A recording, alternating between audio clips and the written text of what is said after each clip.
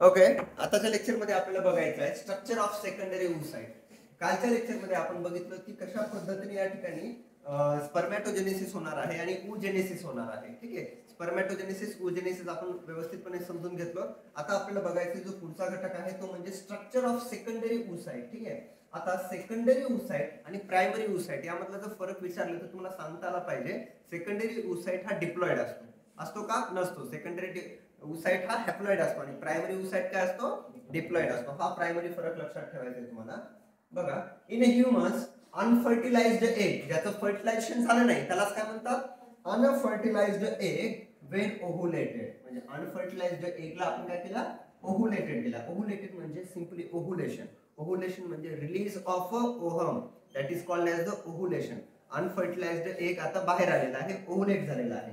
That is release from the ovary is actually that is the secondary oocyte. म्हणजे ovary पासून जो बाहेर येतो त्याला म्हणायचं सेकंडरी oocyte. त्याच्या आतमध्ये राहते तो म्हणजे प्रायमरी oocyte. बाहेर आला म्हणजे सेकंडरी oocyte. ओके, याच्यामध्ये that is a non cleidoic, that is without shell. त्याला शेल असणार आहे का? नाही, एवढंच लक्षात ठेवा. अँड मायक्रोलिथियल म्हणजे yolk is present in a very small quantity. याच्यामध्ये यॉक प्रेझेंट असते पण खूप कमी क्वांटिटीमध्ये, व्हेरी स्मॉल क्वांटिटीमध्ये प्रेझेंट असते. इट इज अप्रॉक्सिमेटली किती mm आहे? 0.1 mm. लक्षात ठेवू नका, हे येणार नाही पेपरला. पुढचा घटक, it is the rounded non motile. बघा, मेलचे स्पर्म्स मोटाईल आहेत का? आहेत, पण ओव्हम मोटाईल आहे का? नाही. It is the non motile and कसा आहे तो? हॅप्लॉइड. त्याला काय म्हणतात? Female gamete. And the nucleus of the egg appears large. त्याचं न्यूक्लियस कसं आहे? मोठं. आणि त्याला काय म्हणतात? Germinal vesicle. The nucleus of egg is called as germinal vesicles. त्याला काय म्हणतात? Germinal vesicle. लक्षात ठेवा हा एक शब्द. Typical nucleus or pronucleus is formed at the time of fertilization. The cytoplasm of the egg. आता बघा, तुम्हाला मी सांगितलंय सेलच्या मधलं जे लिक्विड फ्लुइड प्रेझेंट असते that is known as the cytoplasm. Okay, त्याच्यानंतर प्लाझ्मा मेम्ब्रेनचे असेल तर सिंपली प्लाझ्मा म्हणतो आपण. जसं सायटोप्लाझम ऑफ द एग मध्ये असेल that is known as the ooplasma. The cytoplasm of the ovum is called as the ooplasma. Okay, तू mobile वर बघायलास का? बघायला का? महागात पडेल, महागात पडेल.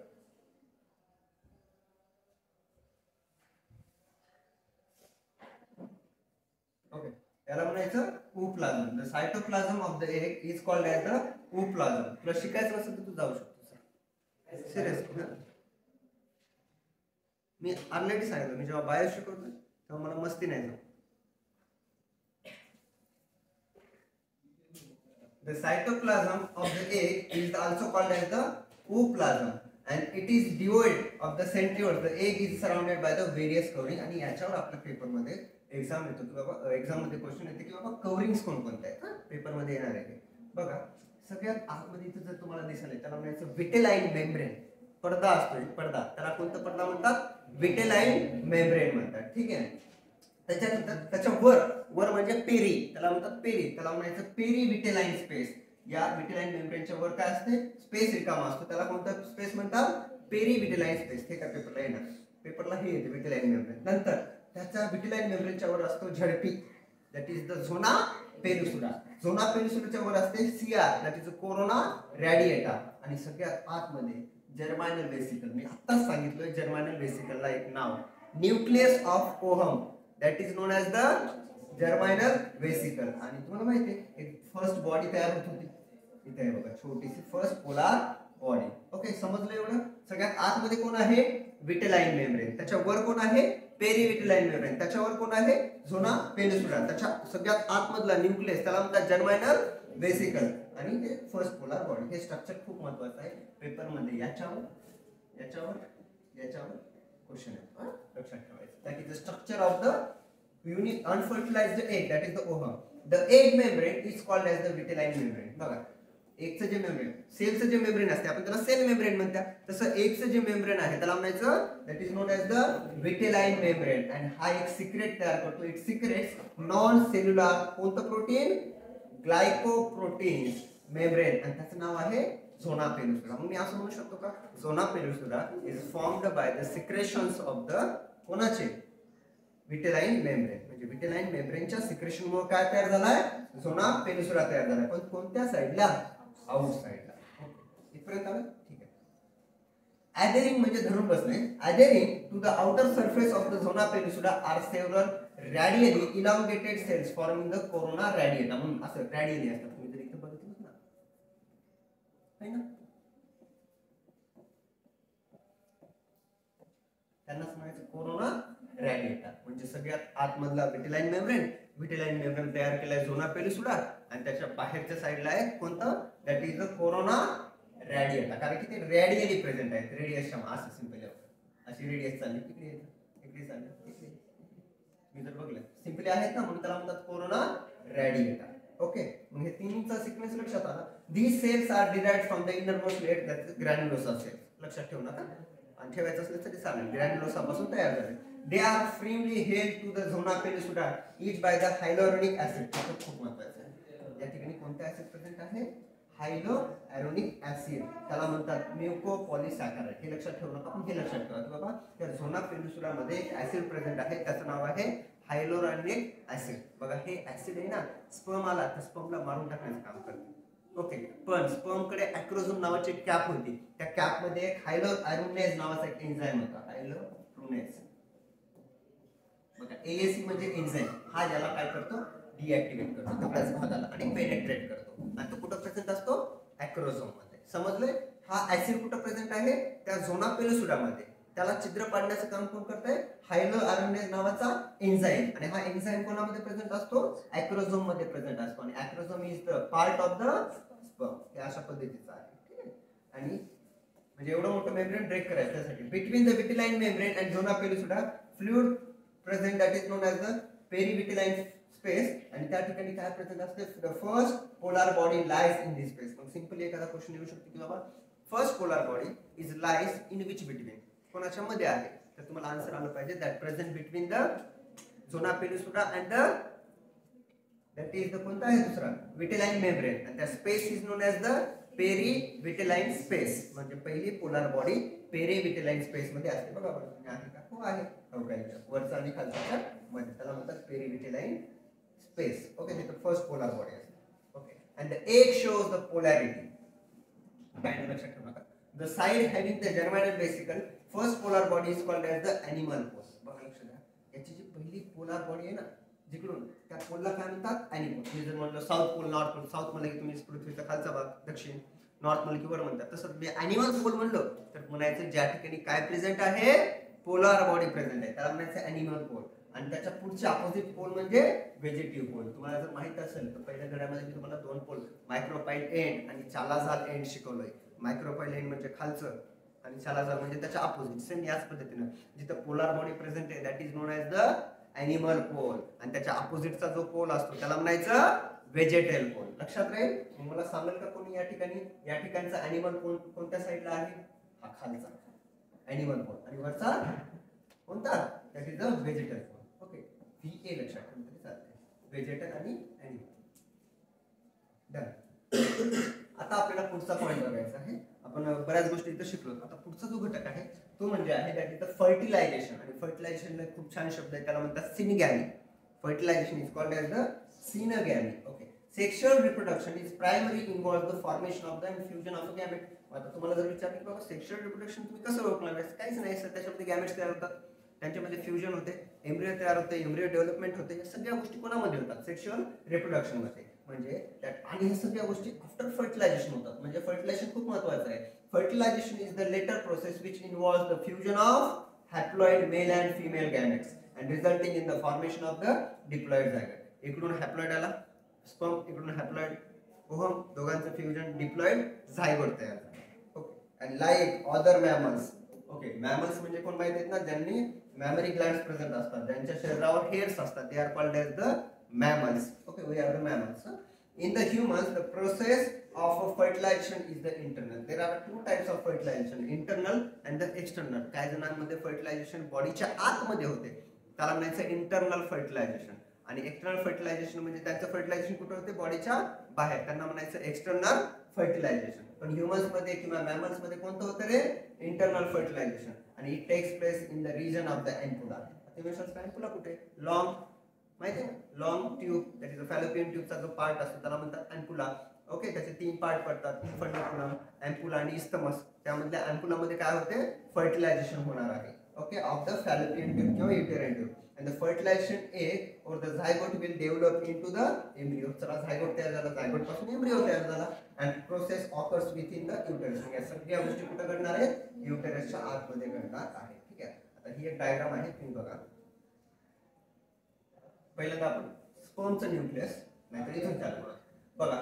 Extra cellular space. एक्स्ट्रा म्हणजे जास्त, सेल्युलर म्हणजे सेलला सोडून. ओके, एक्स्ट्रा लार्ज पिझ्झा कधी खाल्लात का, माहिती की नाही कधी एक्स्ट्रा लार्ज पिझ्झा ऑफर असतात. एक्स्ट्रा लार्ज पिझ्झा म्हणजे जेवढं करतात.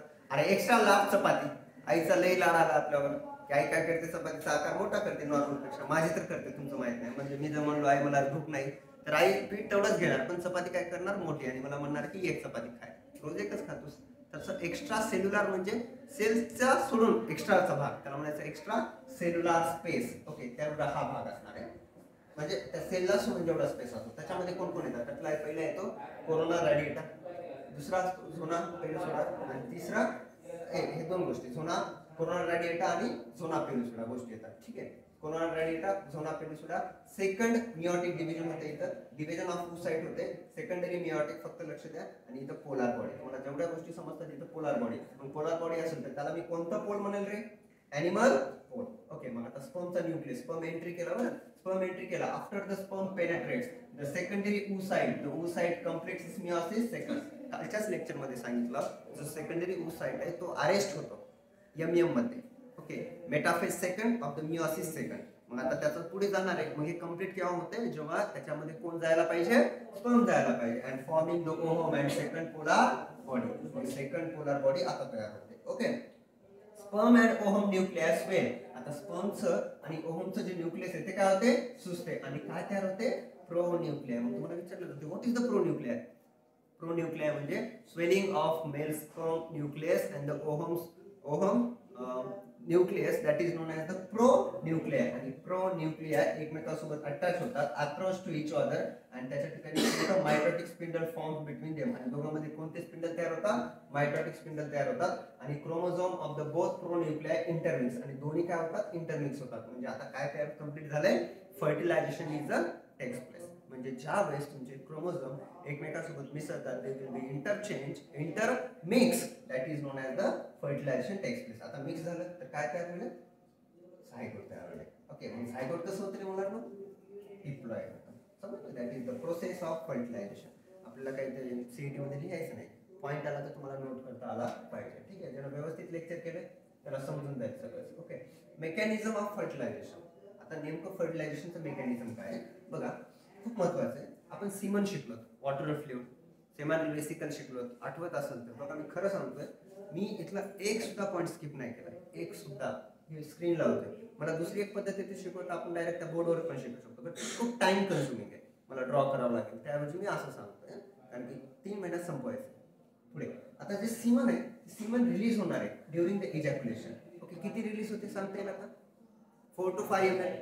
आठवते ना, 4 to 5 ml has sperms and some secretion असतात त्याच्यामध्ये. आणि काय, the coagulated semen now undergoes liquefaction and sperm, म्हणजे अगोदर कोॲग्युलेशन मध्ये असते, नंतर तो लिक्विफिकेशन होते आणि sperms become active, and the mechanism of fertilisation is a follow. आता इथं सुरू होणार आहे, म्हणजे फर्टिलायझेशनची सुरुवात होणार आहे इजॅक्युलेशन पासून. कुठून सुरू होणार आहे, इजॅक्युलेशन पासून. आता स्पर्म आलेले आहेत इन द वजायना, तिथून सर्विक्स, मध्ये युटेरस, नंतर अँपुला, नंतर fertilisation if there is a presence of the egg. Okay, मग आता मुवमेंट ऑफ द स्पर्म होणार आहे. आता स्पर्मचा प्रवास खूप मोठा आहे, त्याला खूप आतपर्यंत जायचं आहे, म्हणजे मुवमेंट ऑफ स्पर्म करावं लागेल टुवर्ड्स द एग. तुम्ही म्हणू शकता स्पर्मलाच का जावं लागते, कारण की स्पर्म मोटाईल आहे आणि एक कसं आहे, नॉन मोटाईल, म्हणून स्पर्म तिकडे जाणार आहे. ओके, इट इन्व्हॉल्व्स द कॅपॅसिटेशन, अतिशय महत्वाचा आणि पेपरला येणारा, व्हेरी व्हेरी आय, लिहून देतो ना, सगळे रेकॉर्डिंग आहेत, मी तुम्हाला दाखवेल पेपर झाल्यावर.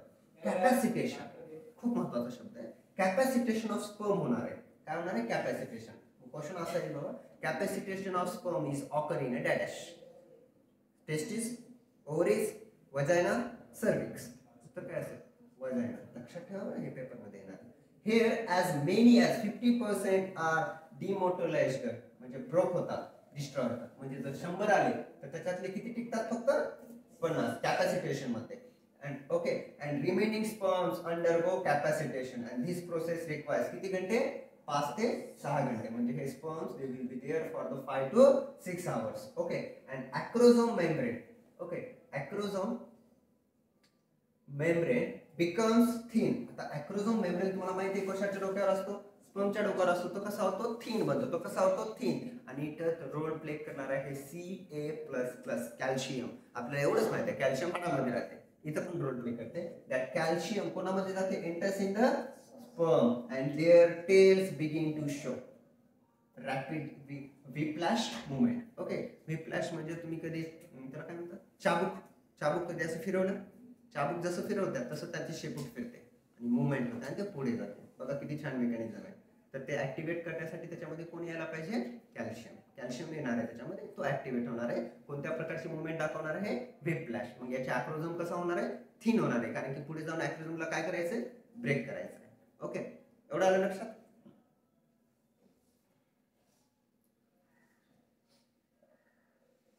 लग्नाचं वय तुम्हाला माहिती आहे? 17व्या वर्षी लग्न करायचं का? 21व्या वर्षी. म्हणजे आता तुमचं लग्नाचं वय झालेलं, माझं पण नाही.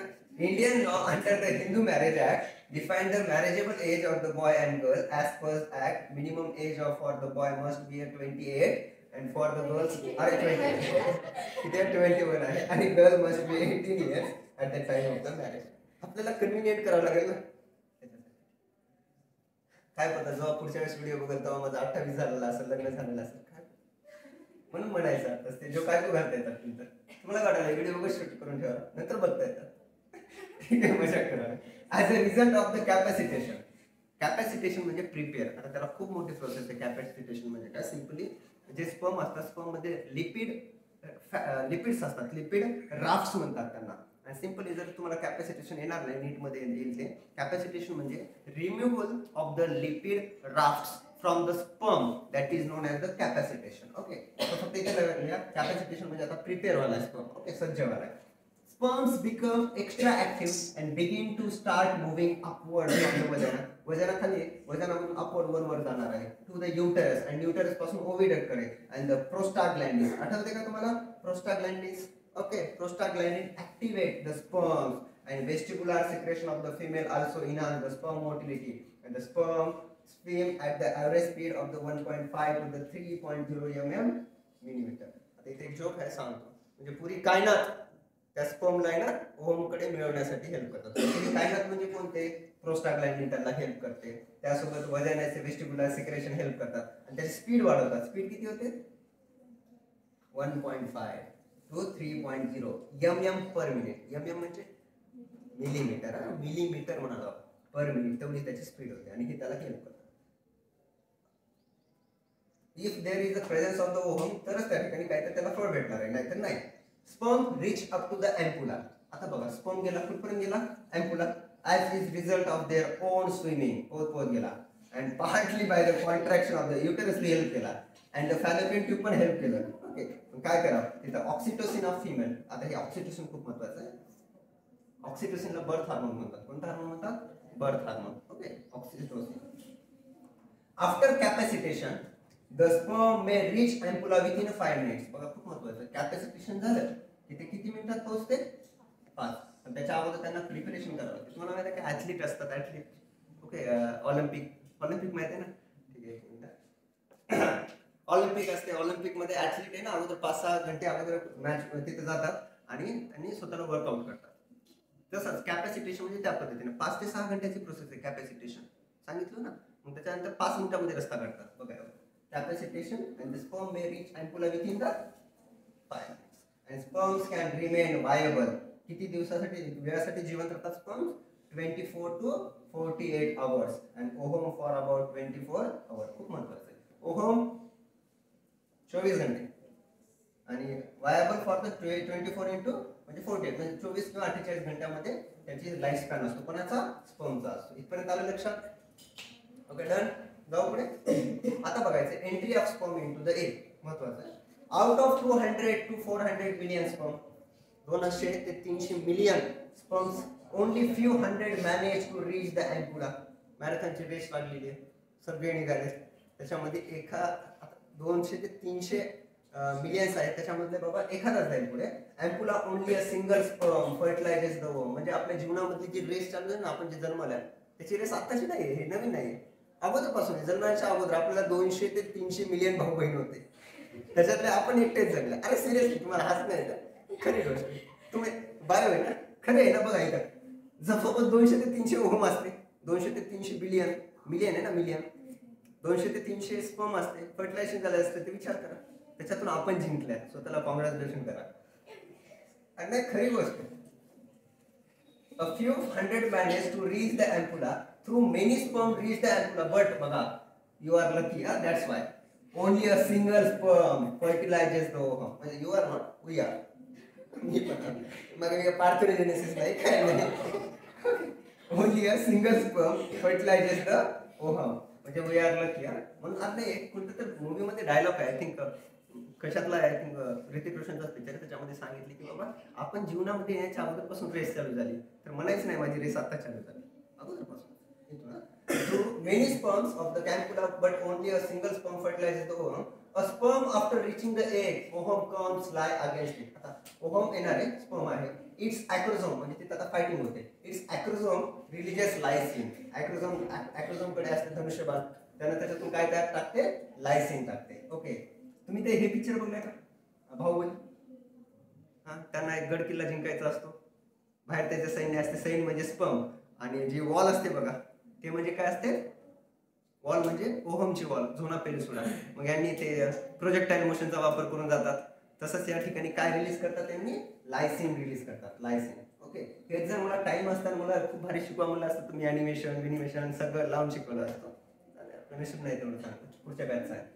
acrosome releases lysine, त्याला म्हणतात हायलोअरोनेज. मी सांगितलं ना, DASE, लक्षात ठेवा, ASE ऍसिड कोणावर असते, ओहमच्या वॉलवर, झोना पेलिसुडावर. आणि ASE एन्झाईम कोणाकडे असते, याच्यावर. ओके, चाबी होय त्याची, काय चाबी. And corona penetrate that enzyme and they separate, dissolve and cells of the corona radiator, so the sperm head. आता त्याच्यामध्ये फक्त जाते हेड, काय जाते, हेड. ओके, आता इथं खूप महत्वाचं, काय जाते, फक्त डोकं, कोणाचं, स्पर्मचं. मायटोकॉन्ड्रिया चाललाय का, नाही. म्हणून आपल्या शरीरामध्ये जो मायटोकॉन्ड्रिया आहे तो फक्त आणि फक्त मॅटर्नल असतो, हा शब्द महत्वाचा. ओके, कोणता मायटोकॉन्ड्रिया असतो आपल्या शरीरामध्ये, मायटोकॉन्ड्रिया माहिती आहे ना.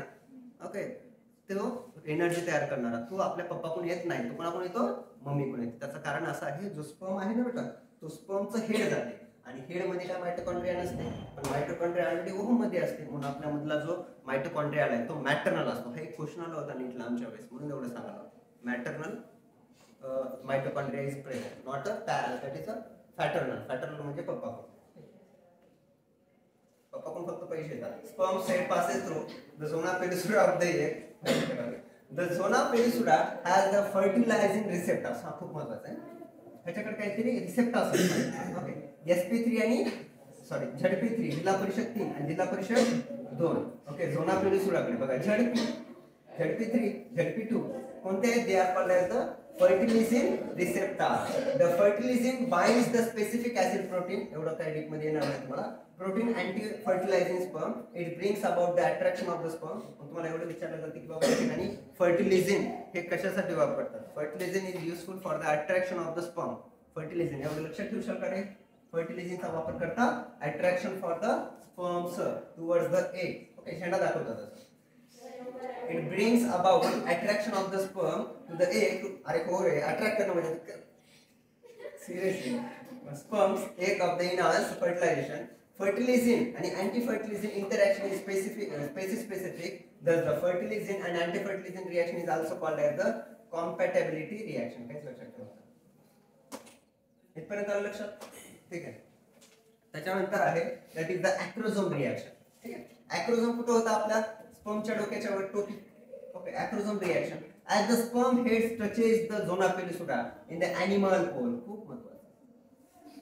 पेपर अवघड निघाला तर असं येते की बाबा acrosome is touches which part of the ovum.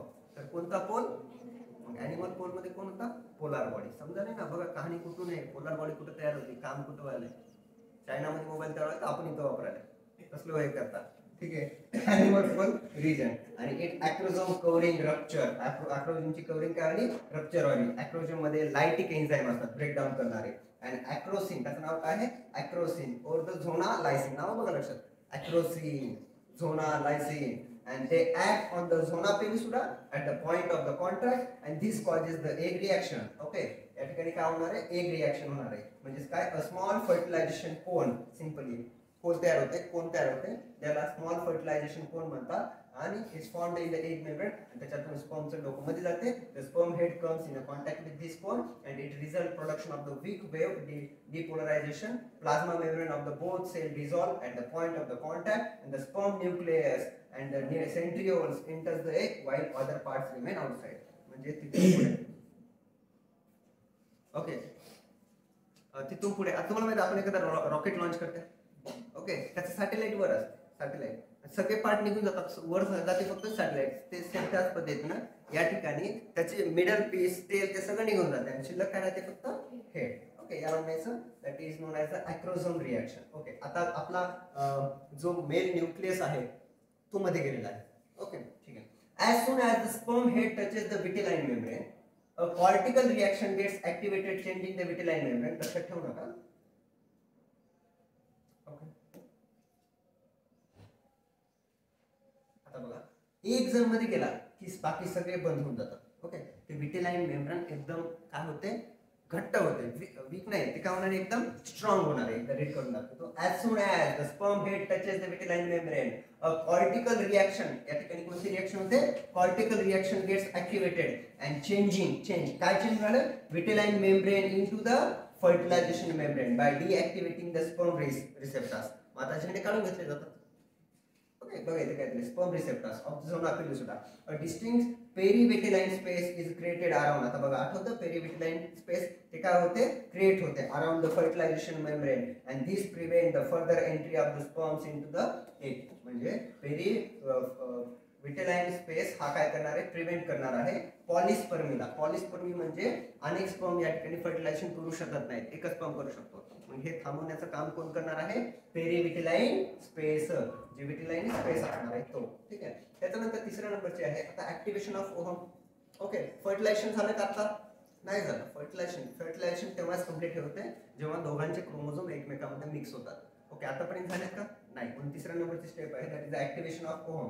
The ovum before fertilization was at the, मी सांगितलं फर्टिलायझेशन होण्याच्या अगोदर ती कितव्या स्टेज मध्ये होते, मेटाफेज सेकंड स्टेज मध्ये होते. With the contact of the sperm head to vitelline membrane of the egg it gets, आता कॉन्टॅक्ट आला की मग ती काय झाली, ऍक्टिव्हेटेड झाली.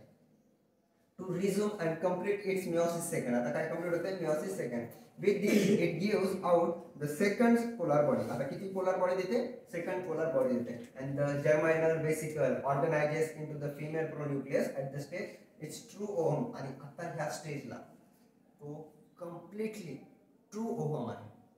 आता काय झाला, तो ट्रू ओहम, जेव्हा तो न्यूक्लियस मध्ये गेला कोणाचा, स्पर्मचा, तो आता ट्रू ओहम झालेला आहे. आणि आता होणार आहे त्यांचं fusion, that is the fusion of egg and sperm. The coverings of the male and female pronuclei. आठवतं का, प्रोन्यूक्लिया म्हणजे स्वेल झालेले, खाऊन पिऊन फुगलेले, ते प्रोन्यूक्लिया. ठीक आहे. आता degenerate allowing the chromosome pairing and this result in the formation of synkaryon. Okay, syngamy, SYNGAMY, सिनगॅमीमुळे काय तयार होतात, सायनोकायरॉन. कार्यॉन म्हणजे न्यूक्लियस, सायनो म्हणजे मिक्स, म्हणून त्यांना म्हणतात सायनोकायरॉन. KARYON. बाय द, कशाने होणार, बाय द प्रोसेस ऑफ सिनगॅमी. सिनगॅमीमुळे काय तयार होतात, सायनोकायरॉन तयार होतात. त्यालाच म्हणतात कार्योगॅमी. बघा, सिनगॅमीला दुसरं नाव काय, कार्योगॅमी, बिकॉज कार्योन्स त्यांचं न्यूक्लियस मिक्स होते म्हणून त्याला म्हणतात कार्योगॅमी. अँड द झायगोट, आता झालं मिक्स, आता झालं फ्युजन, फर्टिलायझेशन झालं, आता तयार होते झायगोट इज फॉर्मड. आणि याचे जे प्रोक्सिमल सेंट्रिओल असतात हे काय लक्षात ठेवू नका, स्पिंडल तयार होतात.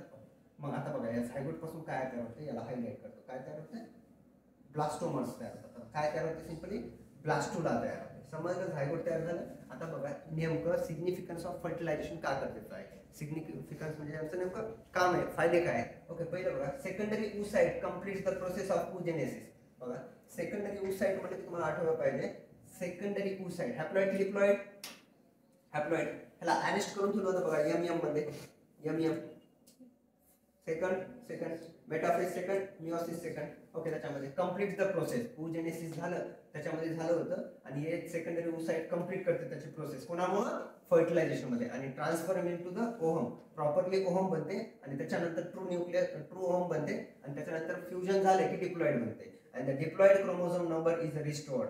आता क्रोमोझोम आहे डिप्लॉइड, अगोदर हॅप्लॉइड होते, नंतर ते डिप्लॉइड नंबर काय होतात? रिस्टोर होतात in the zygote by the process of syngamy. And the ovum lacks the centrioles. हे खूप महत्वाचं वाक्य बेटा. ओहम काय करायचं? लॅक म्हणजे नसतात त्यांच्याकडे. Centrioles necessary for further divisions are received from the sperm during the fertilisation. बघा, आपल्यामध्ये जे आहे माइटोकॉन्ड्रिया, ते कोणाचं आलंय? मम्मीचं आलंय.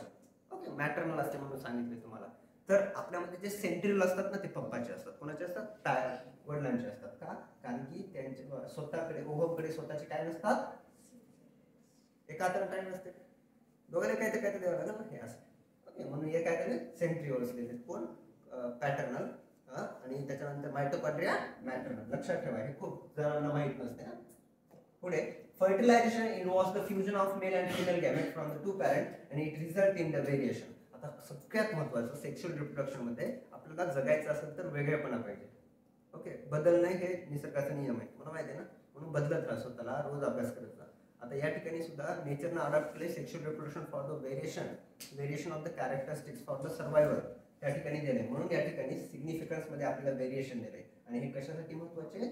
इव्हॉल्युशनसाठी गरजेचं आहे. आणि sex of the offspring is determined. आणि याच्यातूनच काय होणार आहे? त्या ऑफस्प्रिंगचा सेक्स तो मेल असेल, फिमेल असेल, बेबी असेल की गर्ल असेल, काय बेबी असेल की बॉय असेल, तर त्या ठिकाणी काय होणार आहे? सेक्स ऑफ द ऑफस्प्रिंग तयार होणार. ठीक आहे, इथपर्यंत आलं लक्षात? डाऊट? बाकीचे एम्ब्रियोनिक डेव्हलपमेंट आपण मुलांना उद्याच्या लेक्चर